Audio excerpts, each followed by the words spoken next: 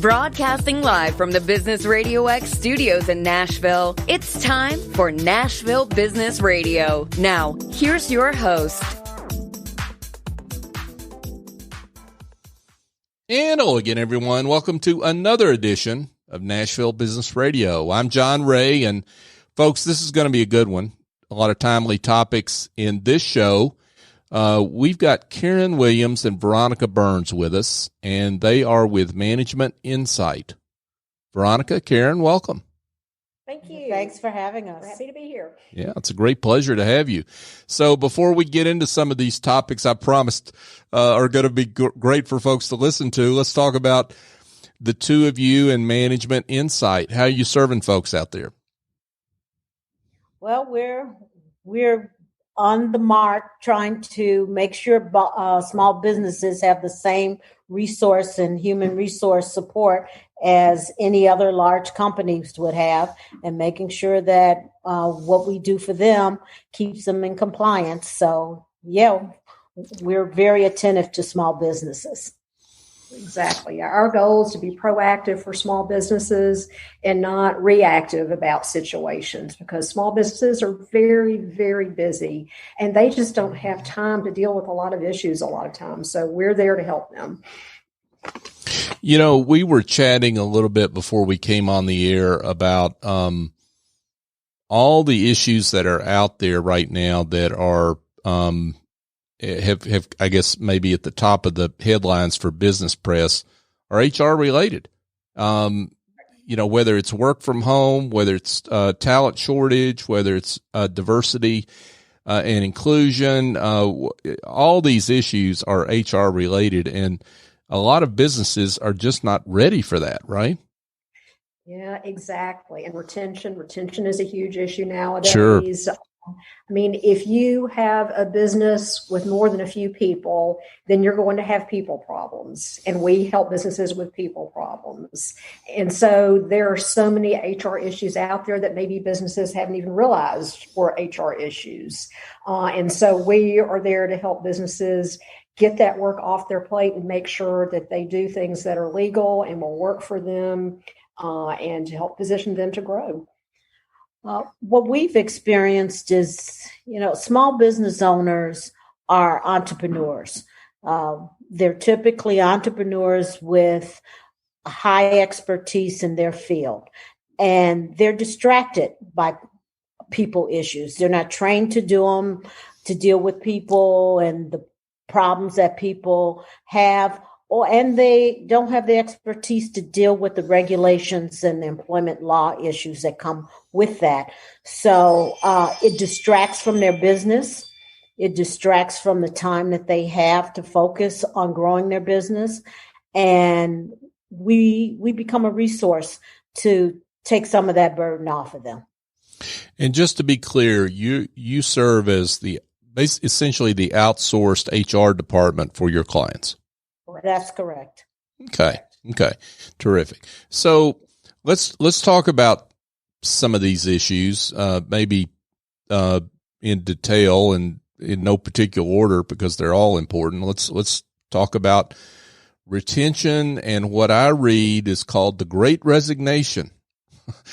Let's talk a little bit about that, and maybe for those that are hiding and don't know what the Great Resignation is, explain what that is. Well, let's just talk about the unemployment rate is extremely high right now, and it's not because there aren't jobs available. There are lots of jobs available, but I'll talk about this in the terms of a real estate terminology, buyer and seller market. Right now, it's an employee market versus an employer market. People are very selective on who they want to work for, and the kinds of companies they want to work for, and the kinds of managers they want to work for. So not only are they not going back to jobs that they were unsatisfied with prior to the pandemic, they're just deciding, I'm not going to take a job that doesn't suit my lifestyle, because lifestyle has become a big issue during the pandemic, and people have shifted their focus. Exactly. I mean, I just think the past year and a half has been a real wake-up call for some people. So they're looking at their lives differently. A lot of people were working from home that never used to work from home. And they're deciding either, oh, I really like this, I don't like this, and they're figuring out how they want their future work career to be different.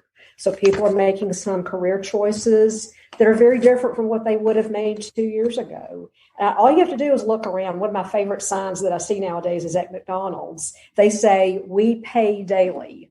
Wow. I mean, when an employer is saying "we pay daily," that shows you how desperate they are for bodies. They want somebody who will just make it through the end of a shift.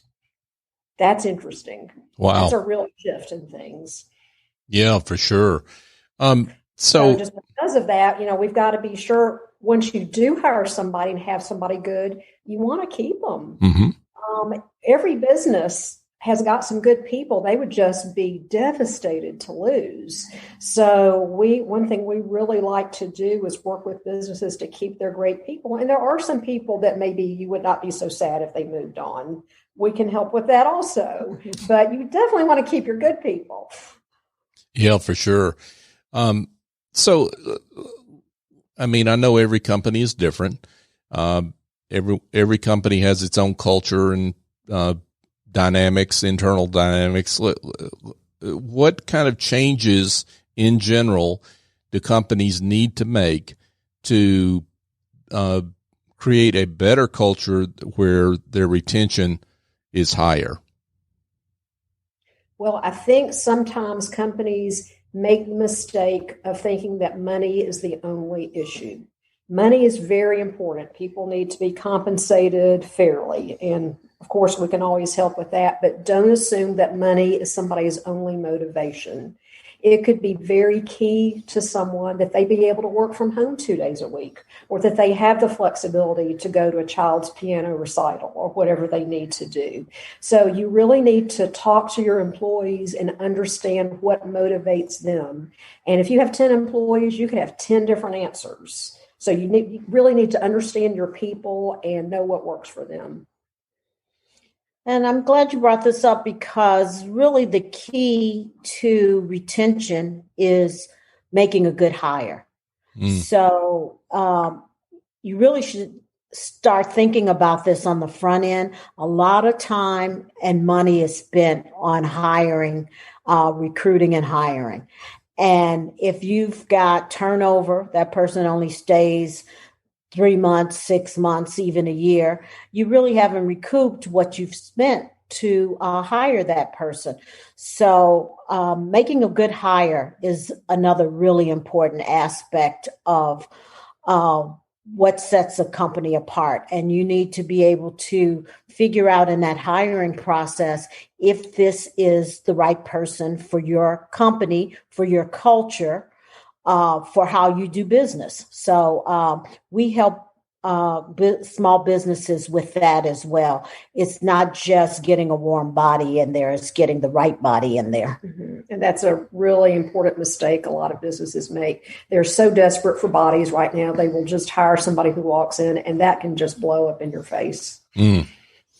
So talk to companies that are having issues, and this is part of the Great Resignation issue, is that companies that are having issues with the back to the office situation where they're maybe mandating that people come back to the office. People don't want to come back to the office.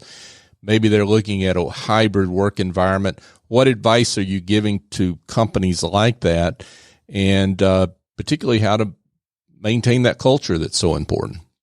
Exactly. And it's really tough, and you need to talk to your people, first of all, and understand what they want and what's going to work for them. Mm-hmm. And so that's really the first thing that you need to do. Don't just make the assumption that everybody has to be back at work and that's how it is, because just look around and talk to different businesses. There are a lot of businesses that function just fine with everybody working at home the past year and a half. So I think I've talked to several people recently who said, we've got to have everybody back. Well, actually, you may not have to have everybody back. So be open-minded in how you look at it and think through what it is you're trying to achieve. And with what your employees want, will that work with what your business needs? Yeah. And I would say, why? Why do you need everybody back doing the same thing that they were doing before? Look at your productivity. Has your productivity gone down because of the situation? If it has, then maybe you do need people back in the office. If it hasn't, maybe not such a big need. Look at your other cost saving aspects. Overhead. You may be able to save money on overhead, and that may be something that would offset having people come back to the office. There are a lot of ways to look at this particular situation, problem, issue. And that's why we consider, being proactive. We like to be, and we are, and we've worked in a lot of different industries between Karen and myself. We think of ourselves as strategists. Mm-hmm. So as part of an HR, as an integral part of your business, that is part of your bottom line. It's everything associated with HR really can either build or detract from your bottom line. So we really like to talk to small businesses about how the decisions you make around HR impact your bottom line. Exactly. And we really ask that business owners be open-minded about things also. There was one attorney I was talking to who works at a very traditional law firm, and for years they had the policy, nobody works from home. Well, the pandemic hit, everybody started working from home, and she was amazed that productivity increased. And she said, I've completely changed my mind now. Clearly, work at home does work for a lot of people. So I just think business owners need to look at it and analyze each situation. Some businesses may need everybody back. Some businesses may not. It just depends. So they just really need to analyze their situation. We can help them with that. Folks, we're here chatting with Veronica Burns and Karen Williams, and they are with MGMTinsight. So, Veronica, you referenced the backgrounds the two of you have in multiple industries. I would love for each of you to share a little bit of your backgrounds, what you bring to the table, and not just that expertise, but you've got a lot of mediation and legal expertise as well, that all of which together you use for the benefit of your clients. Yeah, that's correct. That's what we think sets us apart from your typical HR consultants. We have various industries that we've worked in over the course of our lifespan, our professional lifespan. Healthcare being a big one. We've both been in healthcare for a number of years. I've been in the finance world, banking, and other financial companies. I've also worked in manufacturing. I've done some union contract negotiations, so I'm very familiar with negotiations. Karen and I both are trained in mediation. So any of these hard conversations that managers have, we can coach them through those and get absolutely good outcomes and make sure they know how to document those outcomes. And we both have direct experiences with managing small businesses in our own families. My husband is a sole practitioner in a medical practice. And I managed his business for a period of time and also have coached him through many situations. And Karen has a small business in her family as well. So I think we have kind of a unique perspective on small businesses. Exactly. Yes. My family had a building material business growing up. And so that was just our normal dinner time discussion, was discussing what was going on in the business. And I just thought that was normal. That's what everybody discussed at dinner. And then ended up going to law school and enjoyed that experience, but really did not want to work at a big law firm. So I've done other things, worked for the State Employees Association, the Highway Patrol, which was very interesting, the administrative part of the Supreme Court here in Tennessee. And what I finally realized is what I liked was the human resources aspect of the law, because I like to be proactive and not reactive. And so many times as an attorney, you're being reactive. You're called in because a situation has gone bad wrong, and you got to do cleanup now. And I'd much rather try to clean things up on the front end so it doesn't go bad wrong, so you don't have a lawsuit. So that's what I enjoy doing. And it's just, I really don't know how people do human resources without a legal background. It is so complicated nowadays, and I spend a lot of my time staying up to date on all the laws, everything that's going on, because it is constantly changing.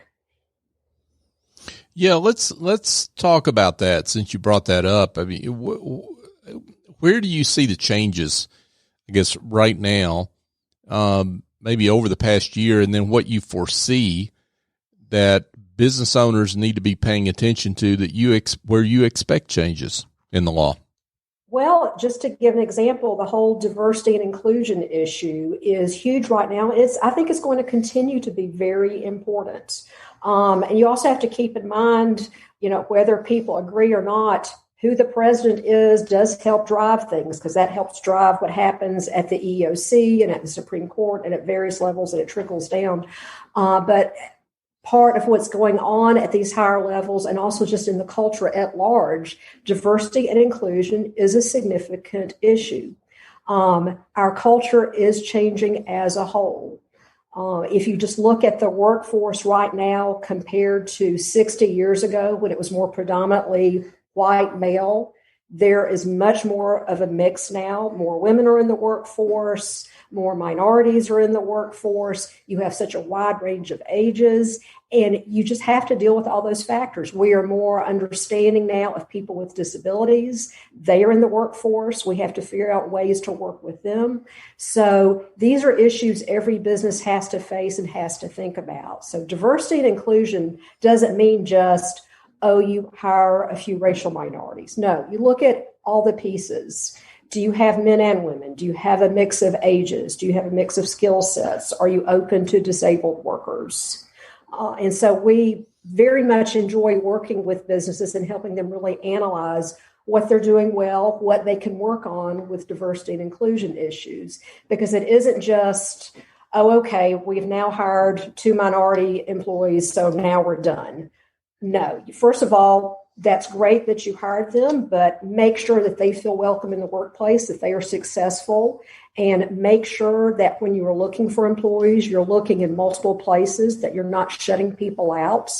For example, with the whole disabled issue, that is one thing that the pandemic was very interesting with, because there were a lot of people who had different kinds of disabilities who were able to work more effectively because they could work at home. Mm-hmm. They didn't have to worry about a commute issue.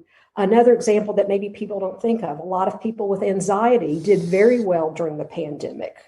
That's also a disability, but they can be very productive people given the right circumstances. You have somebody with a lot of anxiety who's working in an open workforce with sitting there with, no walls and just a bunch of desks in a room. They're not going to be as effective as if they work alone in their house. So there are just so many different things to look at with the diversity and inclusion issue.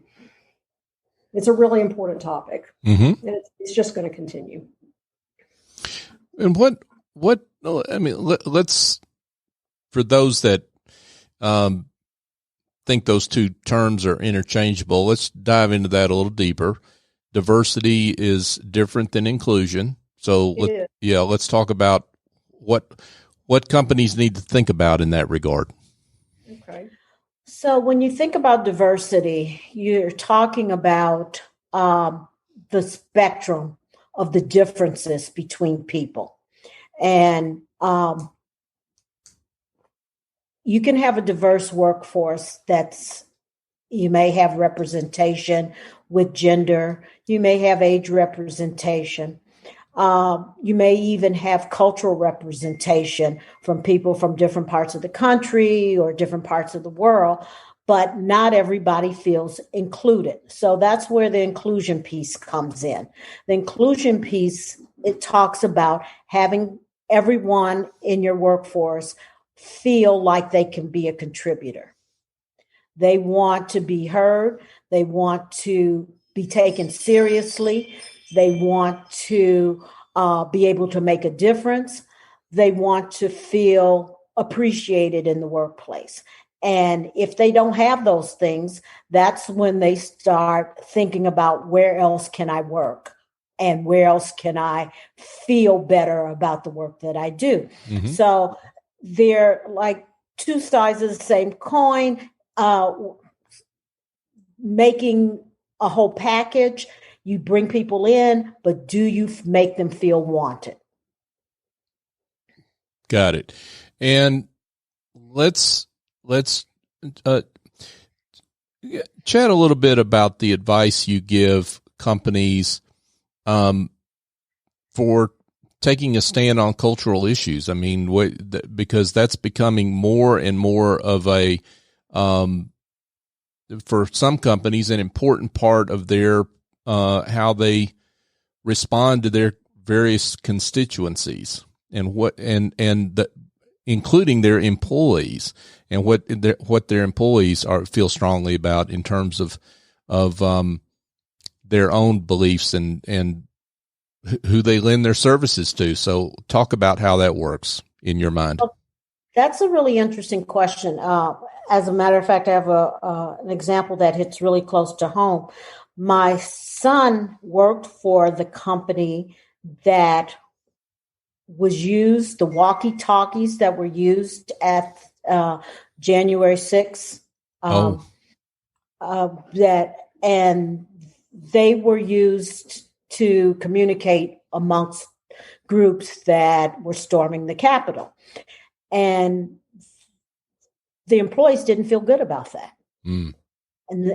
And they expressed that. And right after January 6th, they had a very high rate of turnover because the employees wanted the company to take a stance on it. And they wanted them to openly, make a statement about it. Mm-hmm. And the company chose not to do that. And many employees left as a result, my son being one. So, that gets to the issue of the culture of your company. What reputation do you want it to have? How do you want people who are considering or you want to consider coming into the company, hiring, how they feel about you and what they think about the company in general?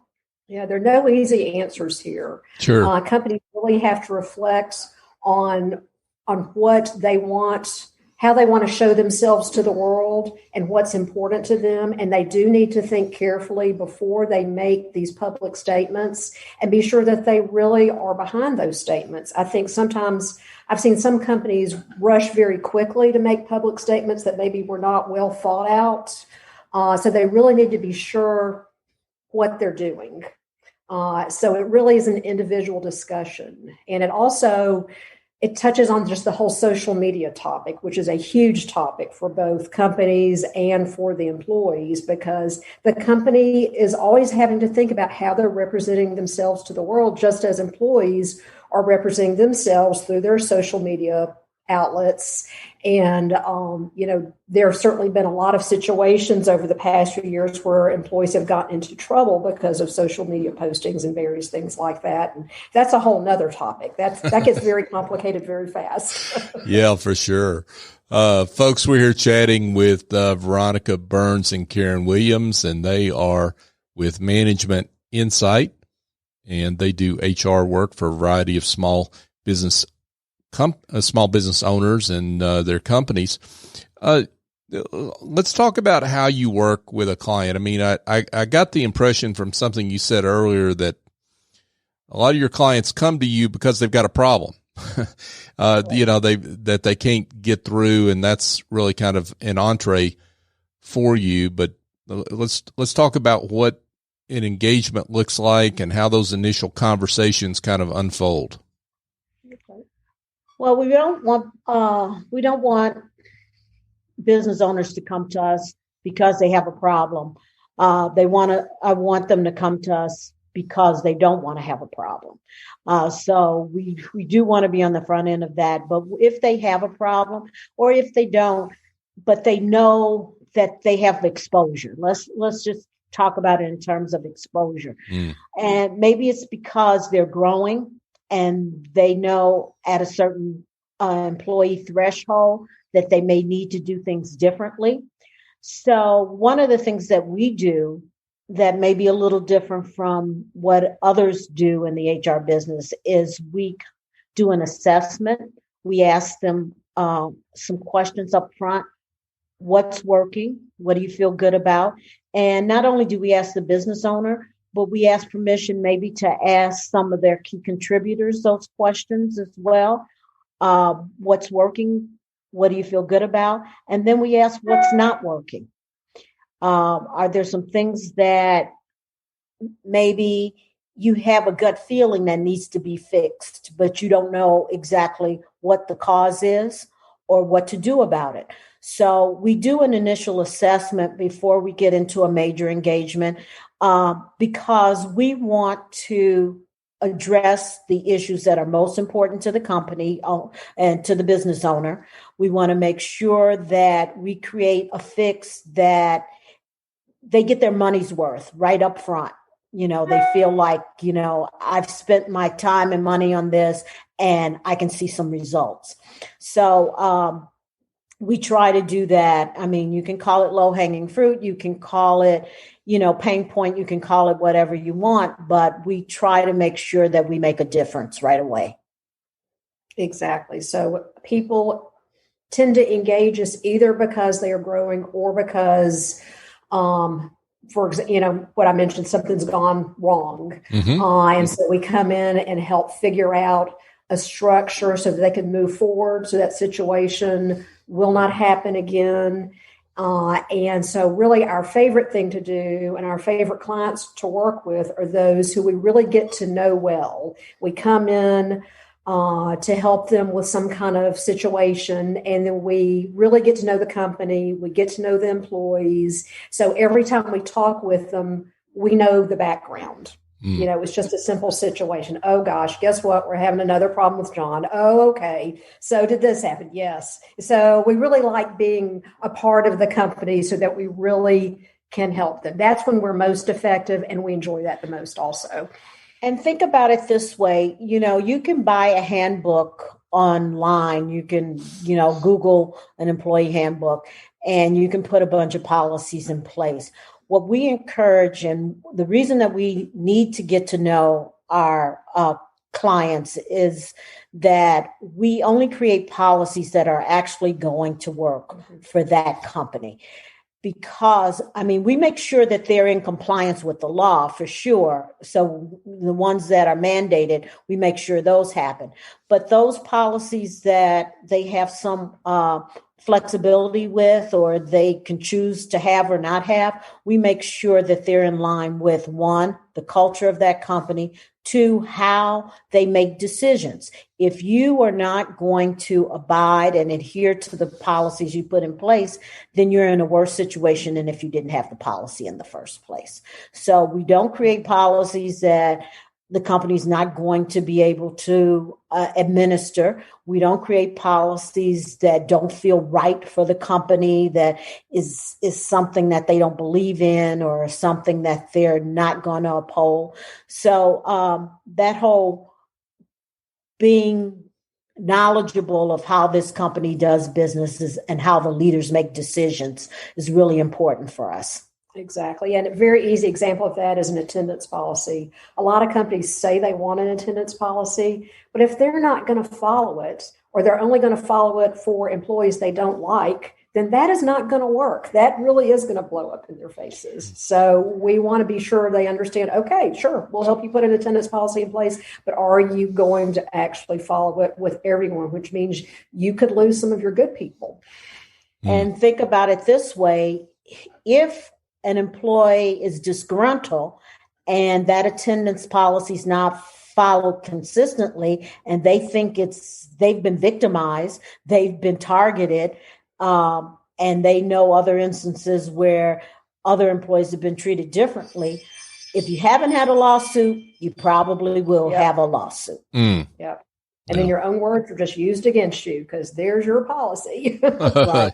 Yeah, for sure. So that's what we really want people to avoid. And sadly, that's a trap that some businesses really do fall into. And they don't even really realize it. So we're just a set of eyes from the outside to help them see, is this really how you want to approach this? Because this may not work for you.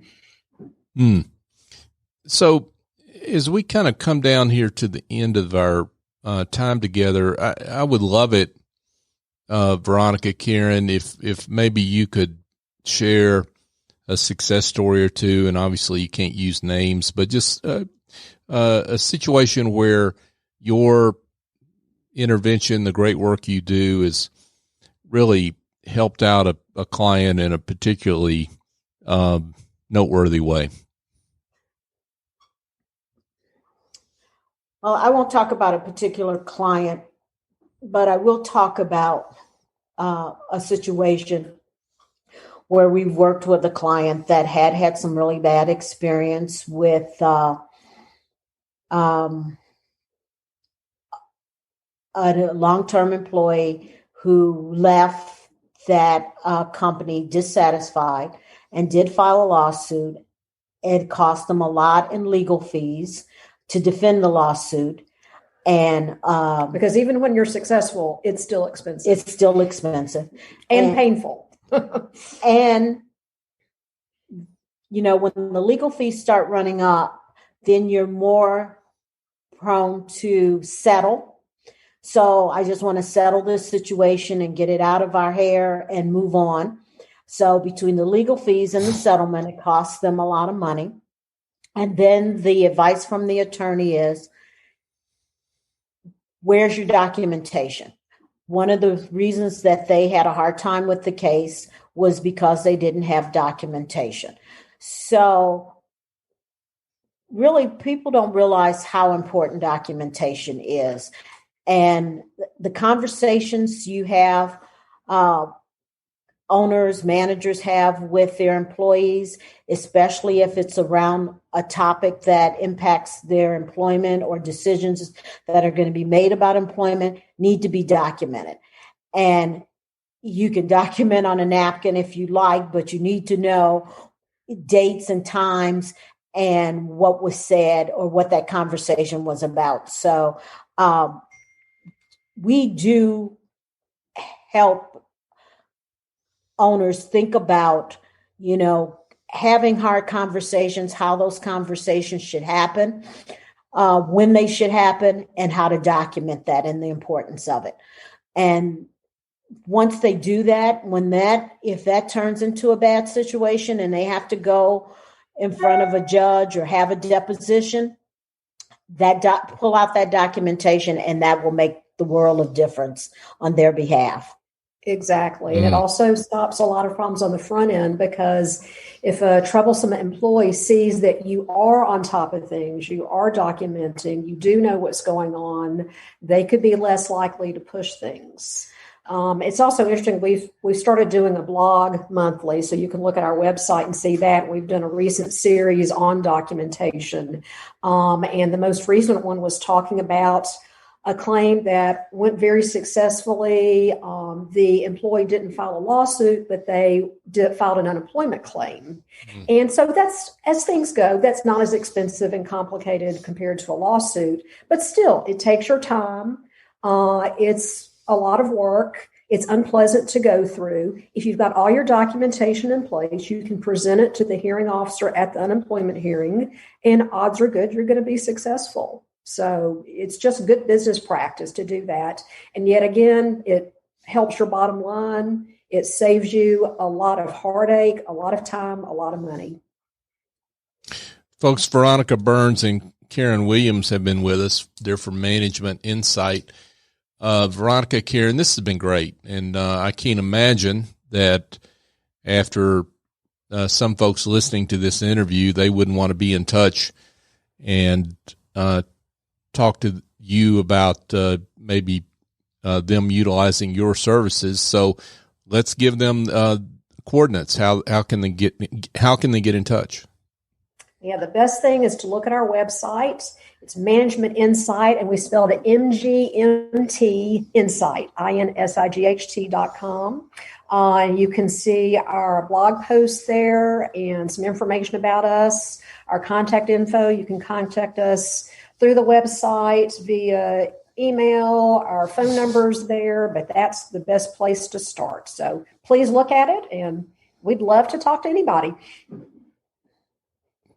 Karen, Veronica, this has been great. Thank you again so much for being with us. Thank you so much. Thank you for having us. We appreciate your time. Yeah, thank you. Folks, just a quick reminder, you can find our show on all the major podcast apps. Nashville Business Radio is the search term. That'll get you there. And here's what we would love it if you would do for us. When you find the show, subscribe and listen to our shows as we release them. But give us a 5-star review. Now, that's not about me. It's not about Business RadioX. It's about our great guests like Karen and Veronica, who do great work, and their work deserves to be highlighted and they deserve to be found. So by you giving us a great review, it helps folks find the show so that they can potentially use their services. So if you could do that for us, we'd appreciate it. If you need to be or would like to be in contact with us, we'd love that. You can email me directly at jray@businessradiox.com. And, of course, you can access all our shows across our national network by going to businessradiox.com. So for my guests, Veronica Burns and Karen Williams, I'm John Ray. Join us next time here on Nashville Business Radio.